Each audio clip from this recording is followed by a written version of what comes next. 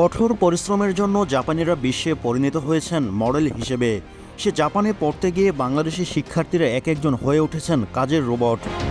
দৈনিক গড়ে 18 ঘন্টা পরিশ্রম করেই বাংলাদেশি শিক্ষার্থীরা যোগান দেন বিশাল অঙ্কের টিউশন ফি সহ অন্যান্য খাতের বার্ষিক খরচের 40 লাখ ইয়েন। শুধু তাই নয়, নিজের খরচ মেটানোর পাশাপাশি তারা দেশে পরিবার পরিজনের জন্য পাঠান মোটা অঙ্কের অর্থ। ভ্যাট দায়মুক্ত থেকে লাভজনক ব্যবসা পরিচালনার বিশ্বস্ত সহযোগী দ্য রিয়েল কনসালটেশন, স্বচ্ছ ভ্যাট আইনে দক্ষ ন্যায্য ভ্যাট প্রদানে। জাপানের রাজধানী টোকিওর একটি বিশ্ববিদ্যালয়ে পড়ালেখা করেন বাংলাদেশি শিক্ষার্থী আরিফ হোসেন। পাশাপাশি একটি রেস্টুরেন্টে কাজ করেন তিনি বলেন, নিজের খরচের পাশাপাশি দেশের পরিবারের জন্য টাকা পাঠাতে হয়, তাই ছাত্রদের জন্য সরকার নির্ধারিত কর্মঘণ্টার চেয়েও কয়েক গুণ বেশি কাজ করতে হয় তাকে।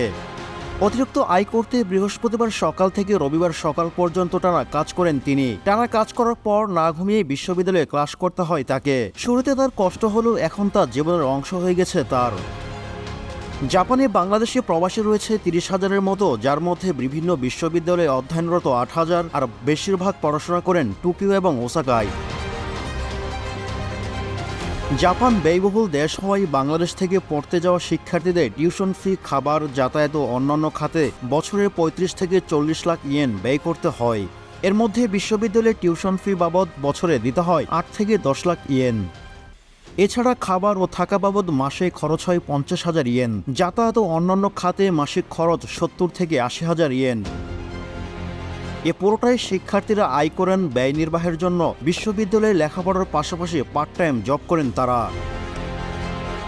সপ্তাহে 4 দিন দৈনিক 10 থেকে 12 ঘন্টা বিভিন্ন রেস্টুরেন্টে ও সুপার শপে কাজ করেন তারা। বৃহস্পতিবার থেকে শনিবার পর্যন্ত 3 দিন দৈনিক কাজ করেন 18 থেকে 20 ঘন্টা। জাপানের সাধারণ শিক্ষার্থীর পাশাপাশি বাংলাদেশ জাইকার ও ডি এর আওতায় প্রতি বছর 33 জন শিক্ষার্থী জাপানের বিভিন্ন বিশ্ববিদ্যালয়ে উচ্চতর শিক্ষার জন্য আসেন।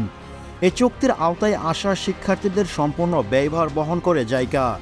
এ খাতে বাংলাদেশি শিক্ষার্থীদের জন্য প্রতি বছর 495 মিলিয়ন ইয়েন ব্যয় করে জাইকা।